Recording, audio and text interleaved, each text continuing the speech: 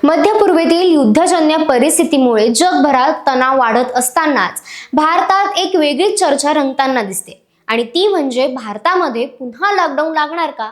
Social मीडियावर गेल्या काही दिवसात लॉकडाऊन न्यूज, पुन्हा टाळेबंदी असे प्रश्न प्रचंड प्रमाणात व्हायरल होतात. पण या सगळ्या चर्चेचं मूळ काय आहे आणि खरंच अशी काही शक्यता आहे का, हे समजून घेणं खूप महत्त्वाचं आहे.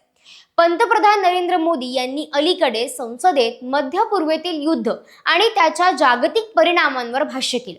त्यांनी स्पष्टपणे सांगितलं की युद्धाची परिस्थिती क्षणाक्षणाला बदलते आणि देशवासियांनी प्रत्येक आव्हानासाठी तयार राहायला हवं. पण इथेच नेमका गोंधळ झाला. पंतप्रधानांनी त्यांच्या भाषणात कोविड-19 काळाचा संदर्भ दिला. त्या काळात भारताने दाखवलेली एकजूट आणि संकटात मात करण्याची ताकद त्यांनी आठवण करून दिली. आणि हा संदर्भ काही लोकांनी चुकीच्या पद्धतीने घेतला आणि पुन्हा लॉकडाऊन येणार अशा अफवा पसरायला सुरुवात झाली. पण वास्तव काय आहे? पंतप्रधानांनी त्यांच्या भाषणात कुठेही लॉकडाऊनचा उल्लेख केलेला नाही किंवा तसा कोणताही संकेत दिलेला नाही.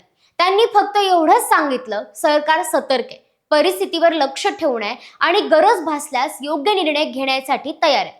दरम्यान मध्य पूर्वेत सुरू असलेल्या संघर्षामुळे जागतिक ऊर्जा बाजारात मोठी उलथापालथ झाली.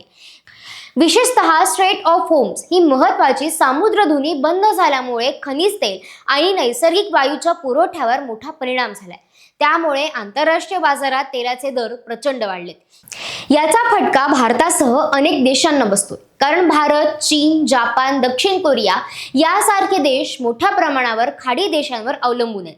जगभरातील काही देशांनी या संकटाचा सामना करण्यासाठी कठोर उपाययोजना सुरू केल्या. उदाहरणार्थ, फिलिपिन्समध्ये ऊर्जा आणीबाणी घोषित करण्यात आली आहे. पाकिस्तानमध्ये 4 दिवसांचा कामाचा आठवडा लागू करण्यात आलाय.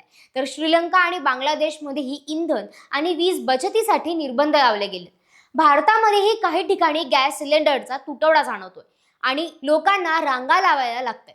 मात्र सरकारने घरगुती गरजांना प्राधान्य देत पुरवठा सुरळीत ठेवण्याचे प्रयत्न सुरू केले. याच पार्श्वभूमीवर केंद्र सरकारने सर्वपक्षीय बैठक बोलावली आणि इथेच लोकांचा गैरसमज झाला की कदाचित लॉकडाऊन जाहीर होणार. पण प्रत्यक्षात ही बैठक देशाची रणनीती ठरवण्यासाठी आहे, लॉकडाऊनसाठी नाही.